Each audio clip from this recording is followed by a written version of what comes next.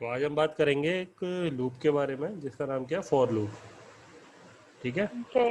Okay.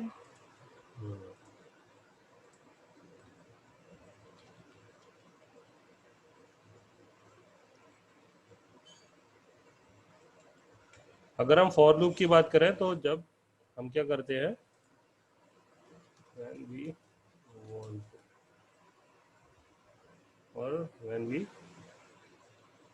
works with array और collections,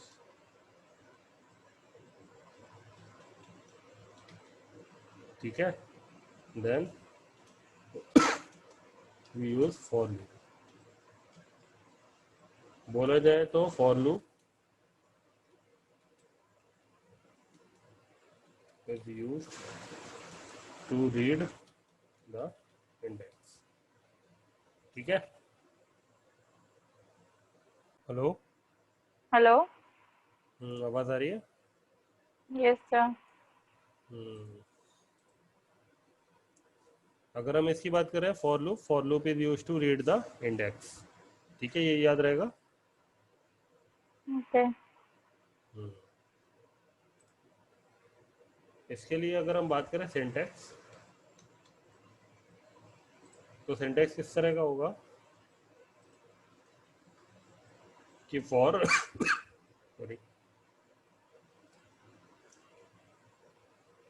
यहाँ पे होगा इनिशियलाइजेशन, देन कंडीशन, और फिर इंक्रीमेंट या डिक्रीमेंट, जो हम उसमें वाइल लूप में करते थे, Yes, sir. और क्या, बॉडी ऑफ फॉर लूप। ठीक है। Okay. तो इसके लिए हम एक प्रोग्राम बना लेते हैं। देखो, ये इसका एग्जीक्यूशन कैसे होगा। अगर इसके एग्जीक्यूशन की बात करें तो सबसे पहले होगा इनिशियलाइजेशन। Okay. इनिशियलाइजेशन के बाद कंडीशन चेक होगी। Okay. कंडीशन चेक होने के बाद बॉडी एग्जीक्यूट होगी, और बॉडी एग्जीक्यूट होने के बाद इंक्रीमेंट और डिक्रीमेंट ऑपरेशन परफॉर्म होगा। ठीक है। Okay. अब इंक्रीमेंट डिक्रीमेंट ऑपरेशन परफॉर्म होगा तो फिर उसके बाद क्या, फिर से कंडीशन, कंडीशन के बाद बॉडी, और बॉडी के बाद फिर से इंक्रीमेंट, Thank फिर you. कंडीशन। इनिशियलाइजेशन केवल क्या है, एक ही टाइम में स्टार्टिंग होता में एक बार होगा। है। हाँ, ये कंडीशन हर वक्त चेक होगी लूप के एग्जीक्यूट होने से पहले। और जो इंक्रीमेंट Okay. डिक्रीमेंट है, ये क्या होगा, ये हर बार जब भी बॉडी एग्जीक्यूट हो जाएगी उसके बाद एग्जीक्यूट होगा। ओके। Okay. तो हम एक प्रोग्राम बना लेते हैं। क्लास आज हमने इसका नाम रख दिया मनु। ठीक है। उसी तरह से एक integer A is equal to 20, या फिर हमने दे दिया फॉर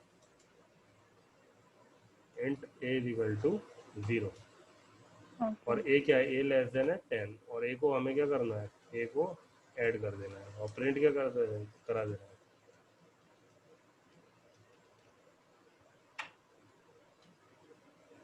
ओके। Okay. लेकिन एक चीज तुमने देखी, फॉर हमने डायरेक्ट लिख दिया किसके अंदर, क्लास के अंदर, तो हाँ। इंडिपेंडेंट स्टेटमेंट अलाउड नहीं है। क्या सर? इंडिपेंडेंट स्टेटमेंट अलाउड नहीं है ना यस क्लास के सर। अंदर, या तो वो ब्लॉक के अंदर लिखे हो, या फिर क्या हो, कंस्ट्रक्टर के अंदर, या फिर क्या, मेथड के अंदर। मेथड के अंदर। तो इसलिए हमने एक मेथड बना दिया डेस्क, और क्या करा, इसे कॉल कर लिया।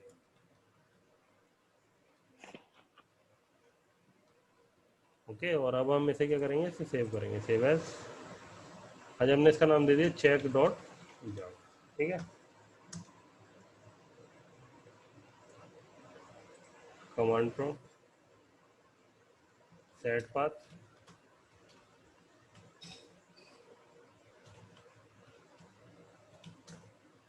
D drive, Java C, check dot Java Manu.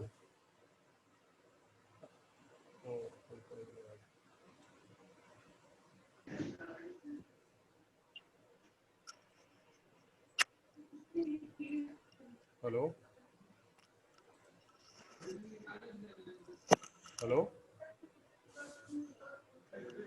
Hello, yes sir. Hello. आवाज आ रही है? यस सर, आवाज आ रही है। मनु, तुम्हारी साइड? आ रही है बट बीच बीच में जा रही है आपकी गाड़ी। आज ये क्या हो रहा है? हमने जैसे ही प्रोग्राम बनाया स्टूडेंट, ठीक है, इसकी क्लास रख दी स्टूडेंट, और इसे हमने सेव कर लिया, सेव एज। हमने इसका नाम दे दिया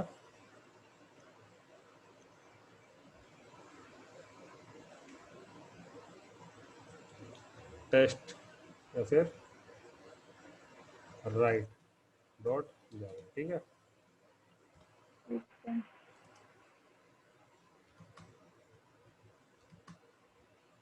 जावा C write dot Java, sorry, student के बाद ब्रेसेस लगाना भूल गए थे। पहले वो इसलिए आ रहा था कि पुरानी फाइल उसने क्या कर ली थी, रीड कर ली थी, तो पहले से सेव थी। एक्यूट एटलीस्ट वंस कैसे आ रहा है?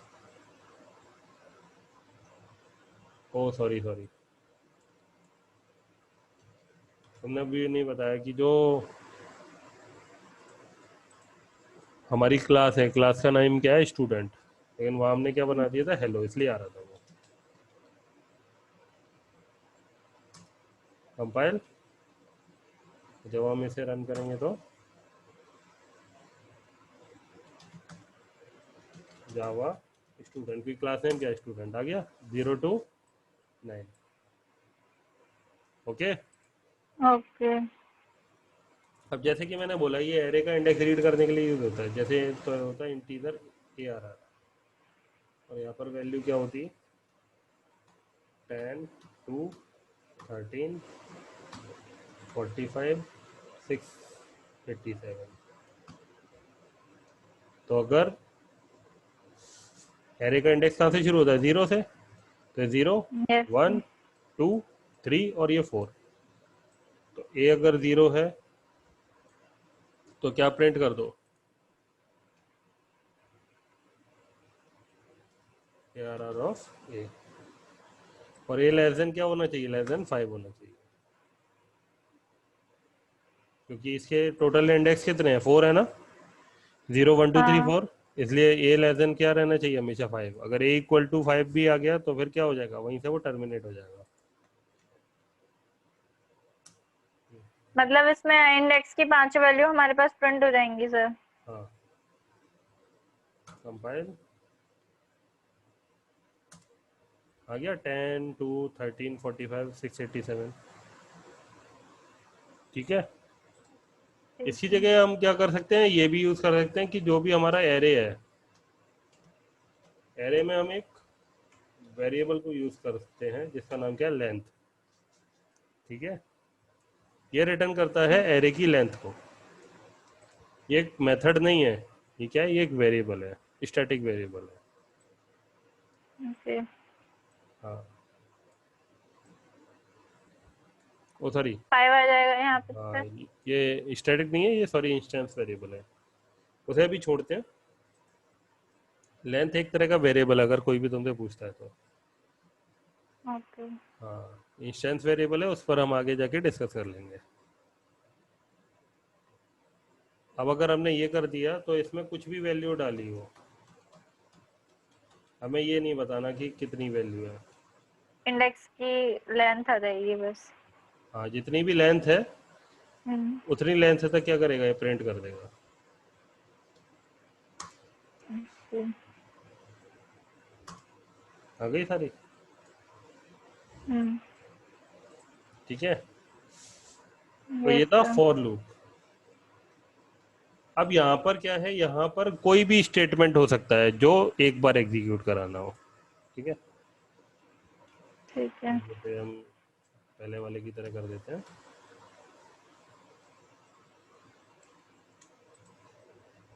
यहाँ पर कोई भी स्टेटमेंट हो सकता है। अगर हम यहाँ पे इसे हटा के अगर बाहर भी लिख देते हैं, और ए को हमने क्या करा, ए को हमने 4 असाइन कर दिया, तो ये शुरुआत कहाँ से होगी, 4 से शुरुआत होगी, ठीक है। ठीक है। क्योंकि यहाँ पर कोई भी एक स्टेटमेंट है जो एक ही बार एग्जीक्यूट होगा, कब, जब लूप एग्जीक्यूट होना शुरू हो रहा है, तो वो हमने पहले इनिशियलाइज कर दिया लूप के स्टार्ट होने से पहले भी।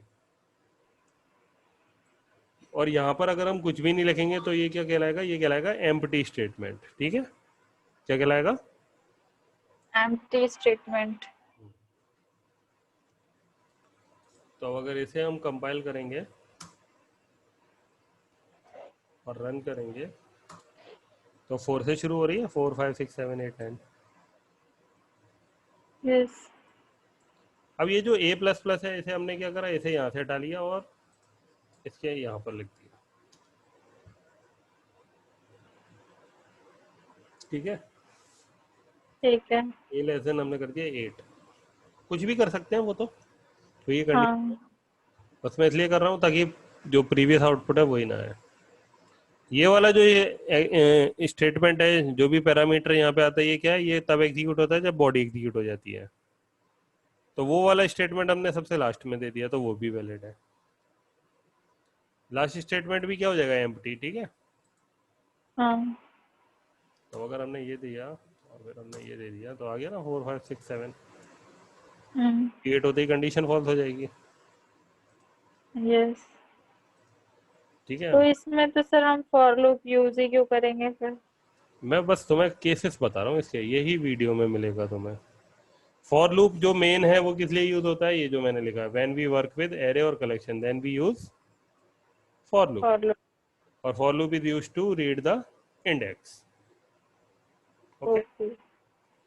ओके। ओके।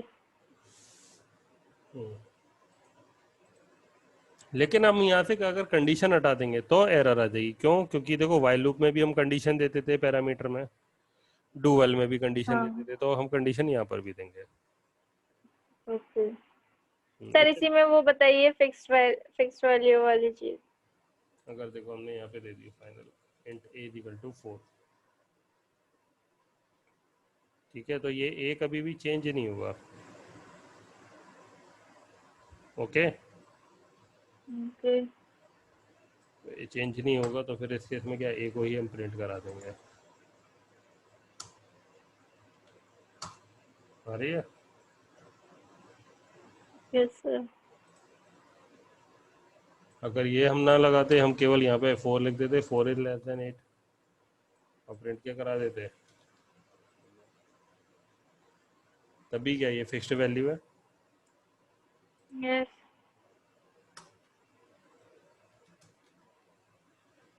आ गया, हेलो। ठीक है, यस। यस। अगर हम इसे ट्रू लिख देंगे तभी क्या है, ये सेम ही है।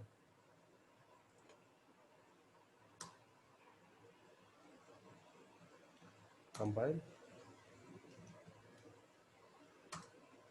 ठीक है। ओके। और अगर हम कुछ भी नहीं लिखते, अगर हम फॉर लूप में कुछ नहीं लिखते, ठीक है, तो उस केस में ये यहाँ पर जो बाय डिफॉल्ट ये जो फॉर लूप एक्सेप्ट करता है, वो क्या एक्सेप्ट करता है, ट्रू। ठीक है। ओह।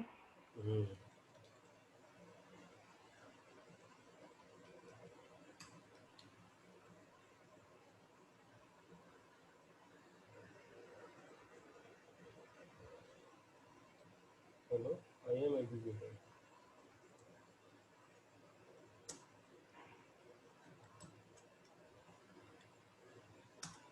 आ रहा है?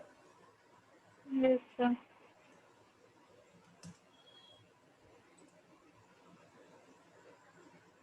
तो इस चीज़ का बस याद रखना। ठीक है, इस तरह से भी अगर कोई पूछ ले तो ये नहीं बोलना कि यहाँ पे एरर आ जाएगी। बस ये है कि ओके। हम यहाँ पर कंडीशन देते हैं। यहाँ पर जो पहला वाला पैरामीटर होता है, ये कोई भी जावा का वैलिड स्टेटमेंट होता है जो हमें लूप के स्टार्ट होने से, लूप की बॉडी के स्टार्ट होने से पहले एक बार एग्जीक्यूट कराना होता है। यहाँ पे कंडीशन चेक होती है, उसके बेसिस पर फॉर लूप की बॉडी एग्जीक्यूट होती है। और जो लास्ट पैरामीटर होता है वो वाला स्टेटमेंट होता है जो लूप की बॉडी के एग्जीक्यूट होने के बाद एग्जीक्यूट होता है। ओके। ओके। अब जो इसके बाद वाला लूप है उसका नाम क्या है, for each loop. For each loop, each. इसे इनहांस्ड फॉर लूप भी बोलते हैं। ओके। इसका सिंटैक्स फॉर लूप के फंक्शनैलिटी को क्या कर दिया, इनहांस कर दिया। इनिशियलाइजेशन,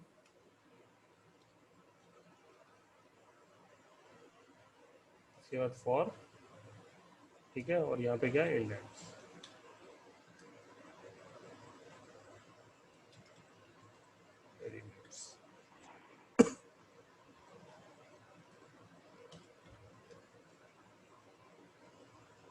और इधर क्या था, body of for each loop.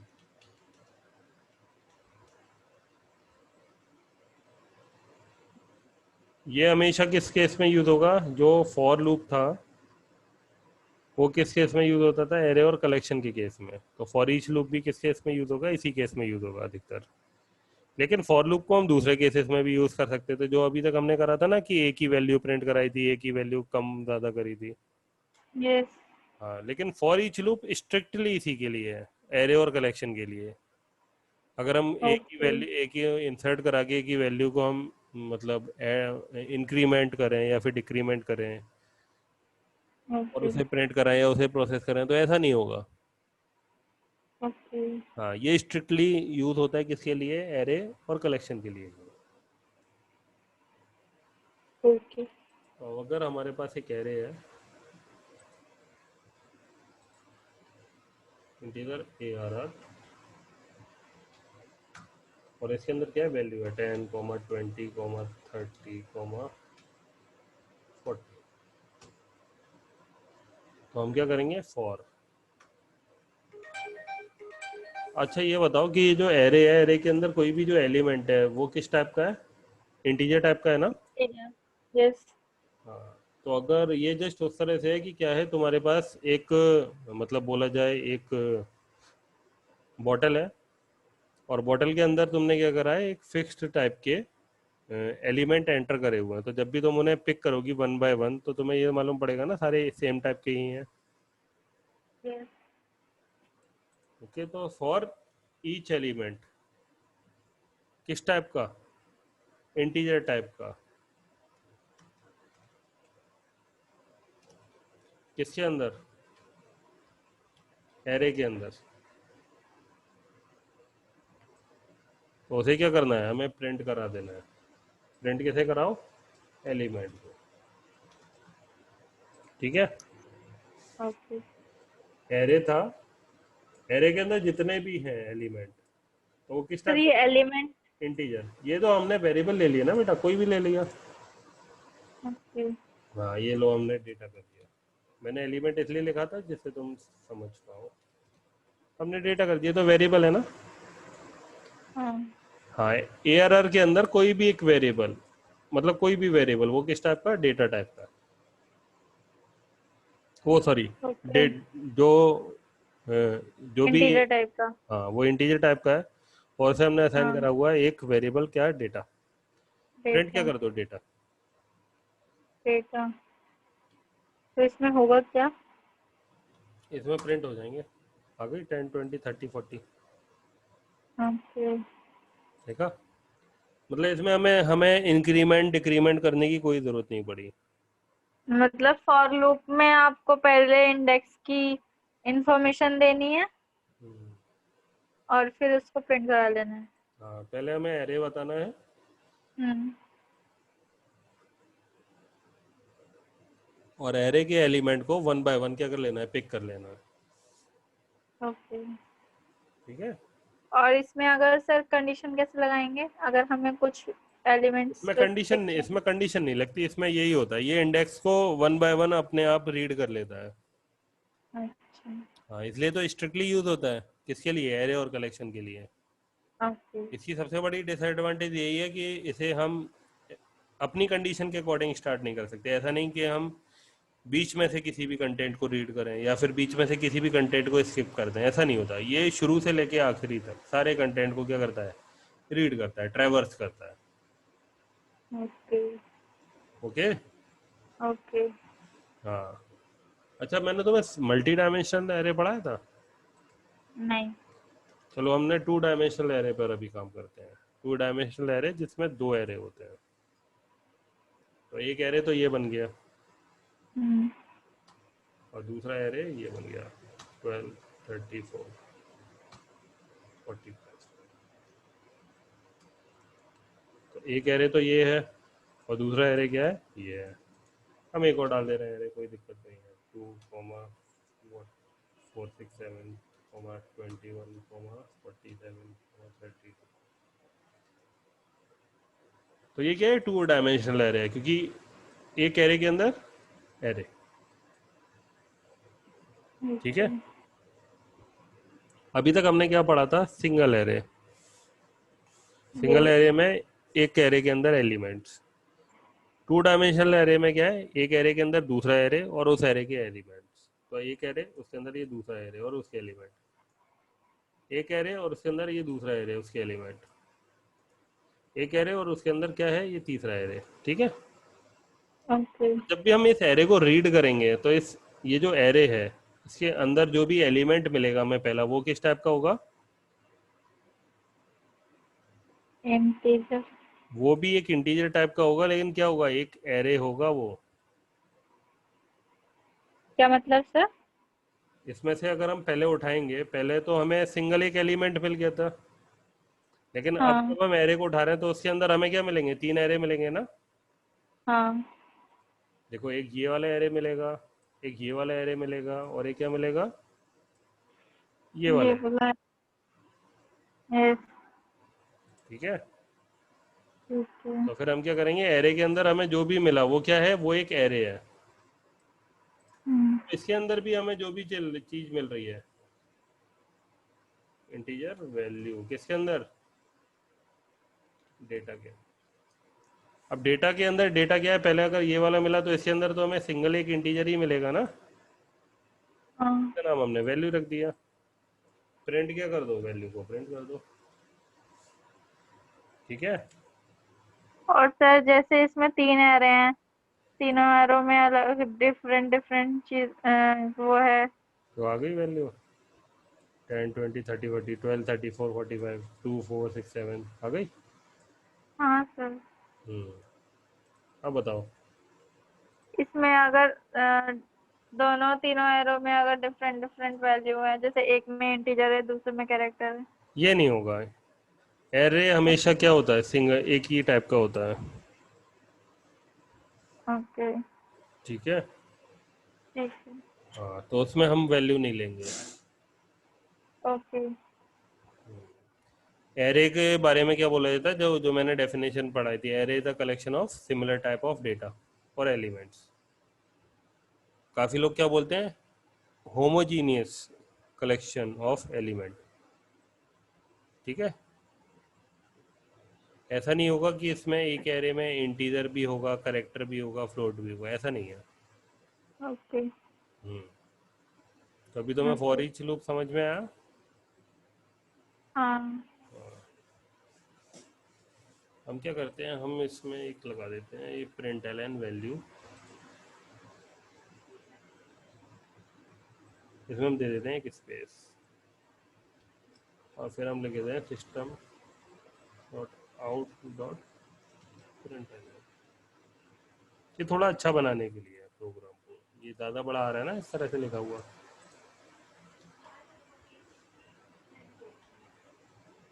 Compile, अब आ गई पहला एरे, फिर दूसरा एरे, और फिर तीसरा एरे। अब ये मालूम है मैंने क्या करा है, हेलो। हेलो। आवाज़ आ रही है। यस सर, समझ में नहीं आया ये चीज। हाँ, जब भी हम कुछ भी स्कोप नहीं बनाते, ब्रेसेस नहीं लिखते, तो एक सिंगल स्टेटमेंट अलाउड होता है ना। हाँ।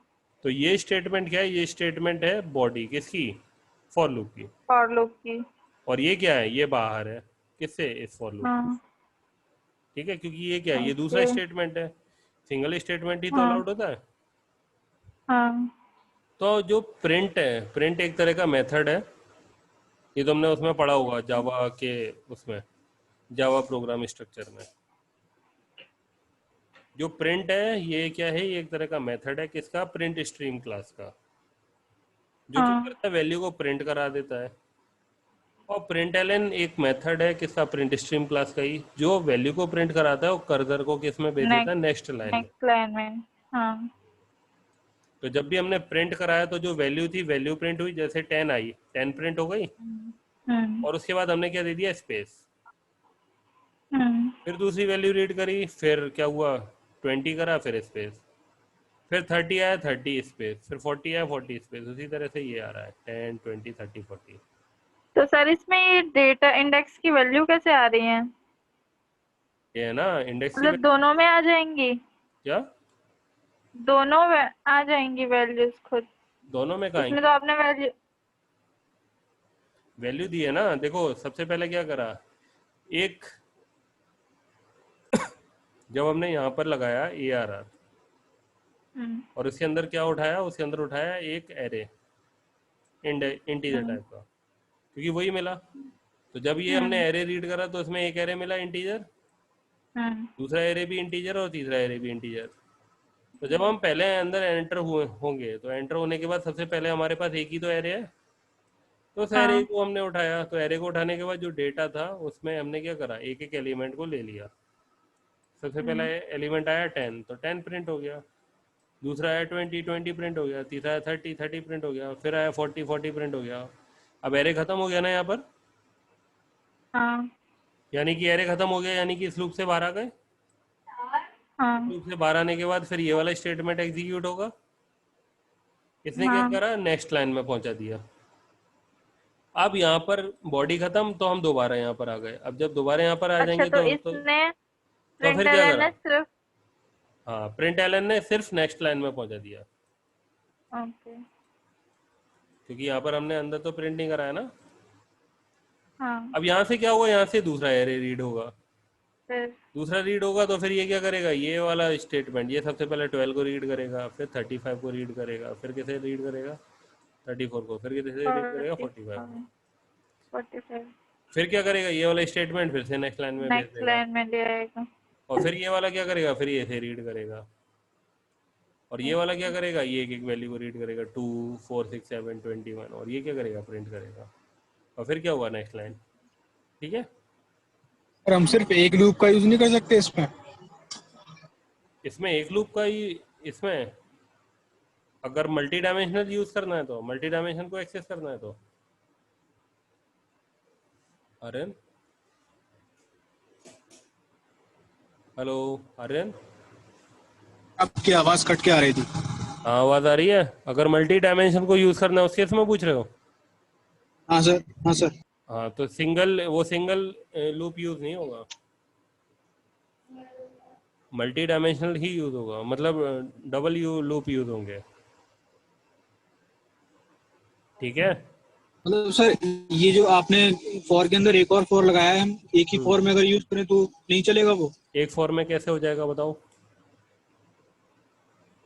कोई ऐसी कंडीशन बनेगी क्या।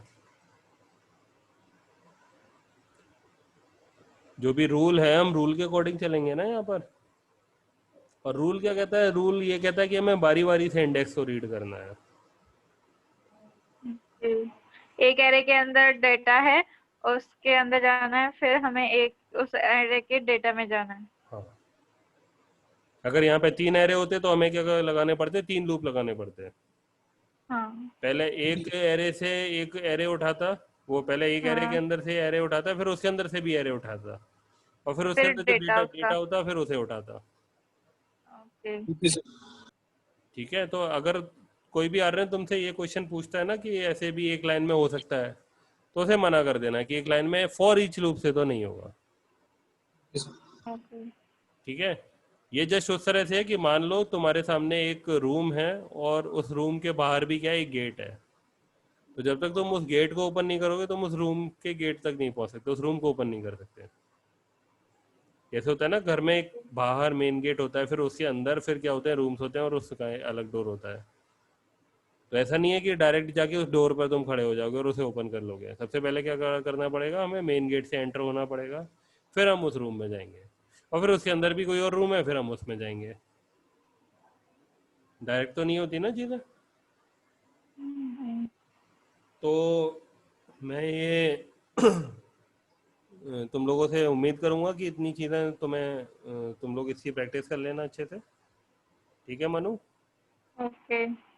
जितने भी बोला जाए वेरिएबल थे, कंस्ट्रक्टर थे, मेथड थे, ब्लॉक्स, इसके अलावा फिर ये हम बात करें इसकी conditional statement, if else, switch case, जो भी मैंने ये एरे पढ़ाया, इसके अलावा for loop, while loop, do while loop, for each loop, इनकी प्रैक्टिस अच्छे से कर लेना।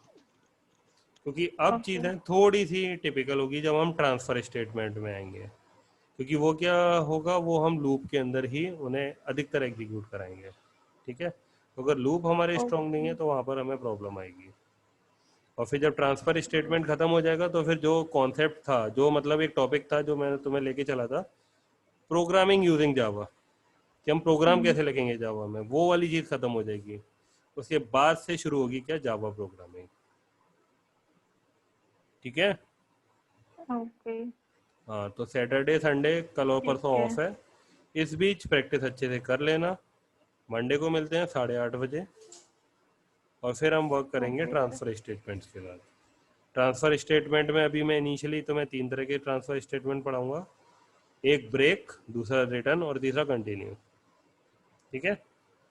तो ब्रेक को हम ऑलरेडी यूज़ कर चुके हैं एक बार स्विच केस में, और रिटर्न को हम कहाँ यूज़ कर चुके हैं, मेथड के अंदर। ठीक है मनु, आर्यन, चांदी, hello? Hello hello? Yes sir. Yes sir. आज थोड़ा सा नेटवर्क इश्यूज आ रहा है शायद, तो तुम लोग इसकी प्रैक्टिस कर ओके। लेना। जो ट्रांसफ़र स्टेटमेंट ओके। है उसमें ओके। 3 तरह के होंगे।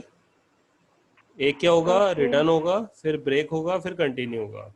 तो रिटर्न को हम ऑलरेडी यूज़ कर चुके हैं। हाँ, ब्रेक भी। रिटर्न को हमने किस में यूज़ करा है, मेथड के अंदर। और यस। ब्रेक को हमने यूज़ करा है स्विच केस के अंदर। लेकिन ब्रेक एक तरह से और यूज़ होता है जब हम लेबल्ड ब्लॉक बनाते हैं, तो उसे हम पढ़ लेंगे। ओके? ओके। चलो प्रैक्टिस कर लेना, और मैं लिंक शेयर कर दूंगा फॉर का और फॉर ईच का, और पहले जो भी है वो उन्हें पढ़ लेना। ओके। आर्यन, कोई डाउट है? सर। चांदनी?